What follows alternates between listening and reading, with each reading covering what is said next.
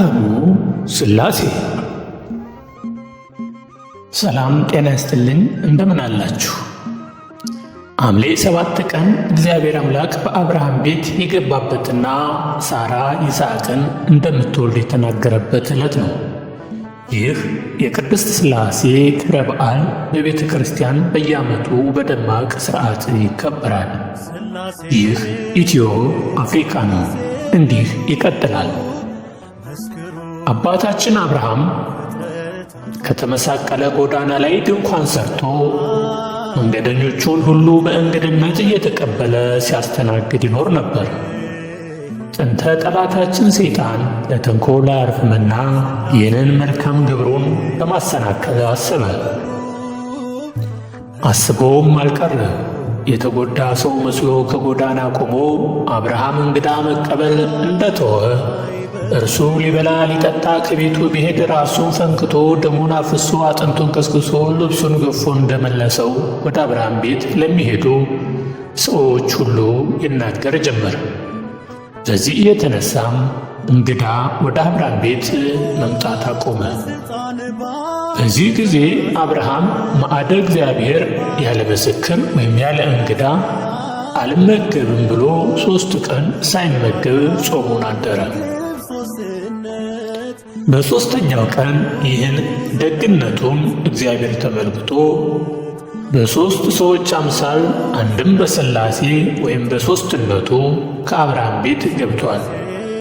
ቅዳሴ ማርያም አንድምታ ትርጓሜ 4 በኦሪት ዘፍጥረት 18:1-19 ተጽፎ እንደምናገኘው በቀትር ጊዜ አብርሃም በድንኳኑ ደጃፍ ተቀምጦ ሳለ እግዚአብሔር በሦስት ሰዎች አምሳል በመምሬ አድባር ዛፍ ተገለጠለት። አብርሃምም 3 ሰዎች ቆመው ባየ ጊዜ ሊቀበላቸው ድንኳኑ ደጃፍ ተነስቶ ወደ እነሱ ሮጠ። ወደ ምድርም ሰገደና አቤቱ በፊትህ ሞገስ አግኝቼ እንደሆነ ባሪያህ አትለፈኝ ብሎ ተማጸነ። በመቀጠልም አብርሃም ጥቂት ውሃ ይምጣላችሁ፣ እግራችሁን ታጠቡ፣ ከዚህም ዛፍ በታች ረፉ፣ ቁራሽ እንጀራም ላምጣላችሁ፣ ልባችሁንም ደግፉ፣ ከዚያም በኋላ ትሄዳላችሁ፣ ስለዚህ ወደ ባሪያችሁ መጥታችኋልና ሲላቸው እነርሱም እንዳልህ አድርግ አሉት። የኦሪት ዘፍጥረት አንድምታ ትርጓሜ። ኦሪት ዘፍጥረት እንደሚያስረዳው አብርሃም ሥላሴን ጌቶች ከቤት ገብታችሁ ረፉ ሲላቸው ደክሞናልና አዝለህ አስገባን አሉት። እርሱም እሺ ብሎ አንዱን አዝሎ ቢገባ 2ቱ በግብረ አምላካዊ ወይም በአምላካዊ ጥበቡ ከቤቱ ገብተው አገኛቸው። አብርሃምም ወደ ሳራ ዘንድ ፈጥኖ ሄደና 3 መስፈሪያ ዱቄት ፈጥነሽ አዘጋጅ፣ ለውሽውም እንጎቻም አድርጊ አላት። እርሷም እንዳዘዛት አደረገች። አብርሃምም ወይፈን አርዶ አወራርዶ አዘገጃጅቶ ተመገቡ። ወይፈኑም ተነስቶ ስብሐት ለአብ ስብሐት ለወልድ ስብሐት ለመንፈስ ቅዱስ፣ ለአብ ምስጋና ይገባል፣ ለወልድም ምስጋና ይገባል፣ ለመንፈስ ቅዱስም ምስጋና ይገባል ብሎ እግዚአብሔርን አመሰገነ። ከዚያ በኋላ እግዚአብሔር አብርሃምን ጠርቶ ሚስትህ ሳራ ወዴት ናት አለው። አብርሃምም ድንኳኑ ውስጥ እንዳለች ነገረው። እግዚአብሔርም የዛሬ ዓመት እንደ ዛሬው ጊዜ ወደ አንተ በእውነት እመለሳለሁ፣ ሚስትህ ሳራም ልጅን ታገኛለች ብሎ ለአብርሃም አበሰረው። ሳራ ይህን ቃል በሰማች ጊዜ ባለቤቷም አርጅቶ እርሷ የሴቶች ግዳጅ ትቷት ነበርና ሲያረጁ አምባር የዋጁ እንዲሉ እስከ ዛሬ ድረስ ቆንጆ ነኝ፣ ጌታዬ አብርሃምስ ገና ጎረምሳ ነው ብላ በማሰቧና መውለዷንም በመጠራጠሯ ሳቀች። እግዚአብሔርም ሚስጥሩን በአጽንዖት ለማስረዳትና አስረግጦ ለመንገር አብርሃምን ሳራ ለምን ትስቃለች? በውኑ ለእግዚአብሔር የሚሳነው ነገር አለን? አለ። ሳራም ስለፈራች አልሳኩም አረ አለች። እግዚአብሔርም መሳቋን እንዳወቀባት ከነገራት በኋላ በድጋሚ በዓመቱ ወደ አብርሃም ቤት እንደሚመጣና ሳራ ወንድ ልጅ እንደምትወልድ አበሰራቸው። በዚህ ትምህርት ብዙ ምስጢራት ይገኛሉ። ጥቂቶቹን በመጠኑ ለማስታወስ ያህል 3 ሰዎች ሊቀበሏቸው ወደ እነርሱ የሚሉትና ሌሎችም በብዙ ቁጥር የተገለጹ ተመሳሳይ ሐረጋት የእግዚአብሔርን ሦስትነት፣ በፊትህስ ሞገስ አግኝቼ እንደሆነ ባሪያህን አትለፈኝ የሚለው አረፍተ ነገር ደግሞ አንድነቱን ያመለክታል። ሳራ ዳቦ ያዘጋጀችበት 3 መስፈሪያ የሦስትነቱ፣ ዳቦ አንድ መሆኑ ደግሞ የአንድነቱ ምሳሌ ነው። ሥላሴ አብርሃም ያዘጋጀውን እንስሳ ተመገቡ ተብሎ መነገሩም በሰው አምሳል ስለተገለጡና ለአብርሃም የበሉ መስለው ስለታዩት ነው እንጂ ለሥላሴ ምግብ መጠጥ አይስማማቸውም፣ አይነገረላቸውም፣ አይሆንላቸውም። መምህራነ ቤተ ክርስቲያን እንዳስተማሩን ሥላሴ ምግብ በሉ፣ እግዚአብሔር ምግብ በላ ማለት ቅቤ በእሳት ገብቶ አልቀለጠም እንደማለት ነው። መብላት መጠጣትን የመሰሉ የሥጋ ተግባራት የመለኮት ባሕርያት አይደሉምና።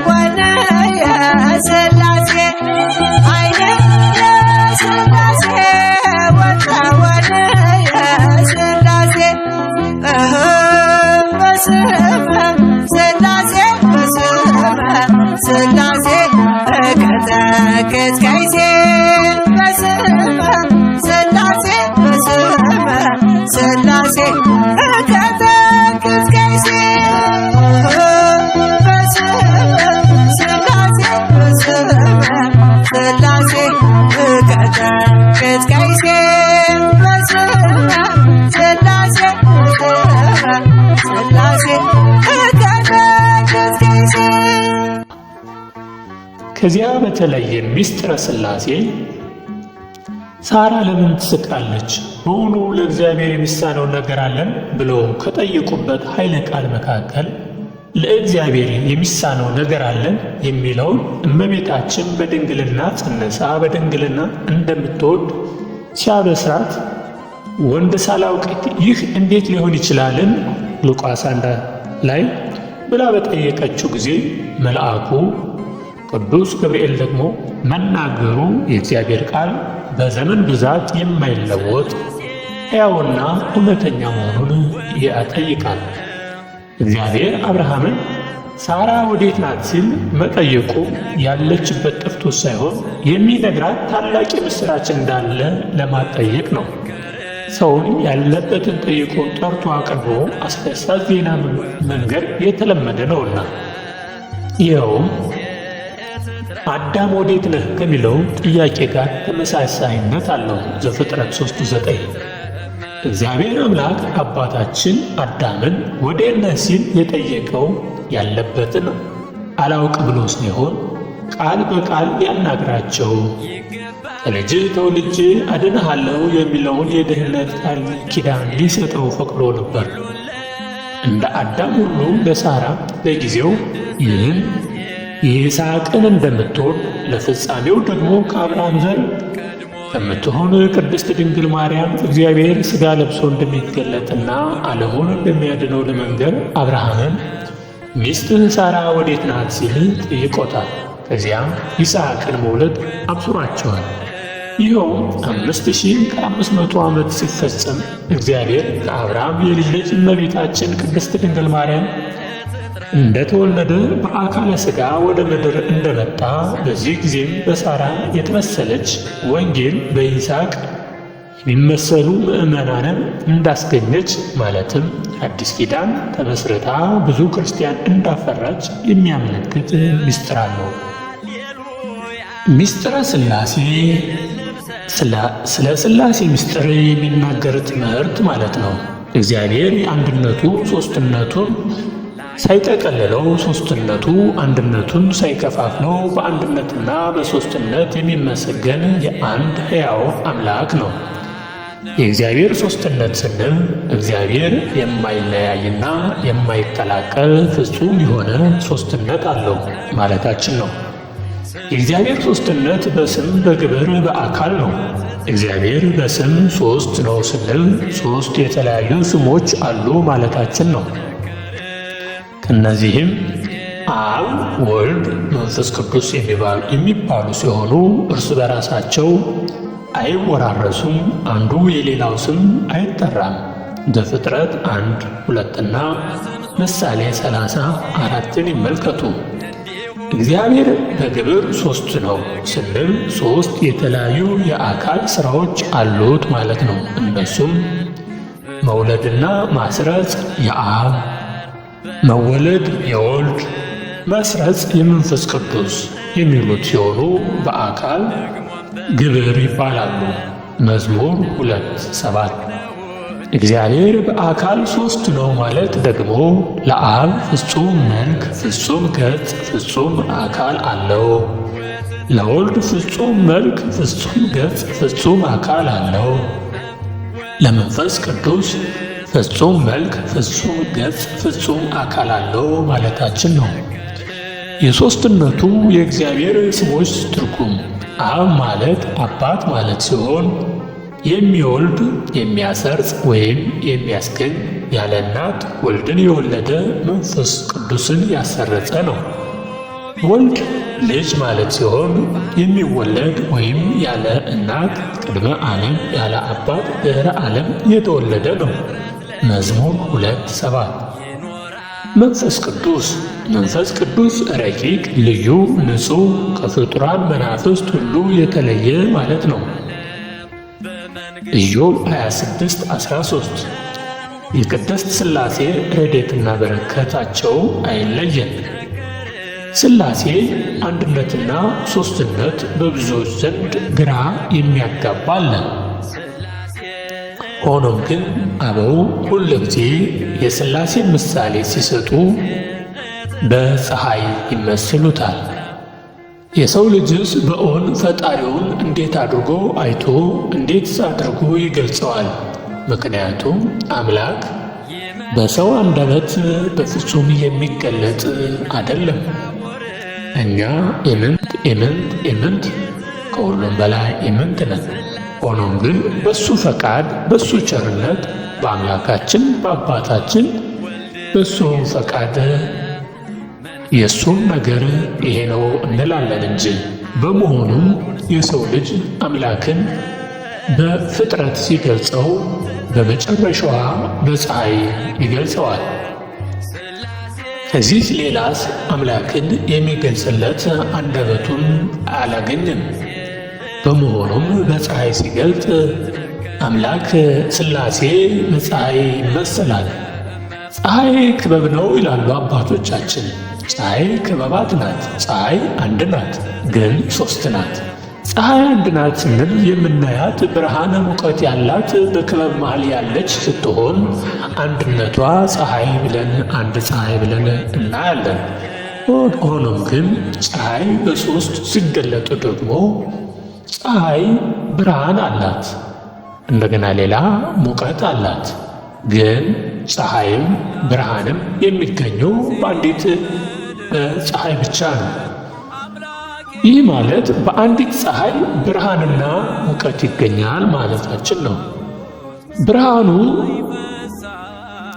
በፀሐይ ሲወጣ በጠዋት ተነስተን ፀሐይ ወጣች ወይም ፀሐይ ተወለደች እንላለን።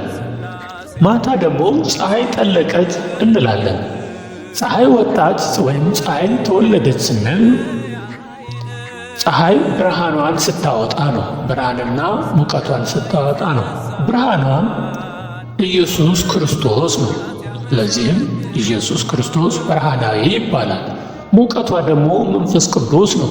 መንፈስ ቅዱስ ሰራጺ ነው። ሲጸርስ ግን ብርሃን ይታያል፣ መላው ዓለምንም ያበራል። ሙቀት ግን አይታይም፣ ግን ይሰርጻል። በመሆኑም አባቶቻችን ፀሐይ ብርሃን ስታወጣ ብርሃኗን በኢየሱስ ክርስቶስ ሙቀቷን በመንፈስ ቅዱስ ይመስሏታል። ሆኖም ግን ፀሐይ ብርሃኗን ስታወጣ ሙቀቷንም ስትሰጥ ያችው በአንዲት በፀሐይ ውስጥ ሆኖ ነው። በመሆኑም ብርሃኗ በመውጣቱ ከፀሐይ ተወለደች እንላለን። ኢየሱስ ክርስቶስም ከአብ ተወለደ እንላለን። ሙቀቷም አትታየም፣ ግን በሰው ልጅ በረበበች ጊዜ፣ በወጣች ጊዜ፣ ሙቀቷን በሰጠች ጊዜ ፀሐይ ሙቀቷን ስትሰጥ መንፈስ ቅዱስም እንደዚሁ የማይታይ ግን የሚረብ በላይ የሚሆን የሚወጣ ነው። ስለሆነም በአንዲት ፀሐይ እንደ እግዚአብሔር ብርሃኗን እንደ ኢየሱስ ክርስቶስ ሙቀቷን እንደ መንፈስ ቅዱስ በአንዲት ፀሐይ አንድ እግዚአብሔር ሙቀቷና ብርሃኗን ደግሞ ወልድና መንፈስ ቅዱስ ሙቀቷ ስለሚሰርጽ መንፈስ ቅዱስ ሰራጺ እንላለን። ፀሐይ ስለምትወጣና ብርሃን ስለምትሆን ኢየሱስ ክርስቶስ ተናጋሪ ነባቢ ነው እንላለን። ስለዚህ የሰው ልጅ አምላክን ሲገልጽ በዚች በፀሐይ ብቻ ነው። ምክንያቱም አምላክ አይገለጽምና፣ ይሄ ነው ተብሎ አይነገርምና። አምላክ እንዲህ ነው ብሎ መናገር ኃጢአት ነው፣ ከኃጢአትም በላይ ኃጢአት ነው። ግን እንደሱ ቸርነት ሥላሴ ማን ነው ስንል አንድነቱና ሦስትነቱን ስንገልጽ በምድር ላይ ያለን ብቸኛዋ መለያችን በፀሐይ ምሳሌ ነው። እግዚአብሔር አምላክ ከሁላችን ጋር ይሁንና የቤተ ክርስቲያን ሊቃውንት እንደተረጎሙልን የአብርሃሙ ድንኳን የእመቤታችን ሥላሴ ነው። ተናግዶቱ ተአንግዶቱ ለአብርሃም የሃይማኖቱን የእንግዳ ተቀባይነቱን ዋጋ የምትሰጪው አንቺ ነሽ እንዳሉ አባ ሕርያቆስ። በአብርሃም ድንኳን አላፊ አግዳሚው ይመገብበት ያርፍበት እንደነበረው ሁሉ በእመቤታችን አማላጅነትም መንገደኞች ማረፊያ፣ እንግዶች መጠለያ፣ ስደተኞች ተስፋ ያገኛሉና ከሁሉም በላይ የነፍስ የሥጋ መድኃኒት የዘላለም ማረፊያ እውነተኛ መብልና መጠጥ የሆነውን ኢየሱስን የወለደች እርሷ ናትና በአብርሃም ድንኳን ትመሰላለች። ቀትር በሆነ ጊዜ ማለትም በ6 ሰዓት አብ ወልድ መንፈስ ቅዱስ ወደ አብርሃም ድንኳን እንደገቡ ሁሉ 5500 ዓመት ተፈጽሞ በ6ኛው ሺህ ዓመት እግዚአብሔር አብ ለአጽንኦ እግዚአብሔር መንፈስ ቅዱስ ለአጽንኦ እግዚአብሔር ወልድ በተለየ አካሉ ሥጋን ለመልበስ በእመቤታችን ቅድስት ድንግል ማርያም አድረዋልና እመቤታችን በአብርሃም ድንኳን ትመሰላለችና። በ6ኛው ወር ቅዱስ ገብርኤል ከእግዚአብሔር ዘንድ ወደ እመቤታችን ተላከ ተብሎ እንደተጻፈ ሉቃስ 1:26። በዚህ ቃለ ወንጌል 6ኛው ወር የሚለው ሐረግ 5500 ዘመን ተፈጽሞ በ6ኛው ሺህ ዘመን ቅዱስ ገብርኤል ወደ እመቤታችን በብስራት መላኩን ያመለክታል።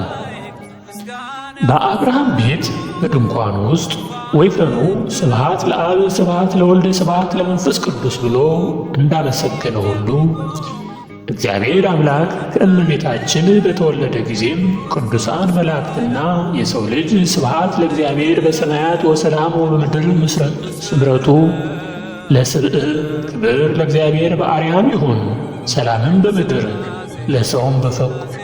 ለሰውም በጎ ፈቃድ እያሉ እግዚአብሔርን በአንድነት አመስግነዋል።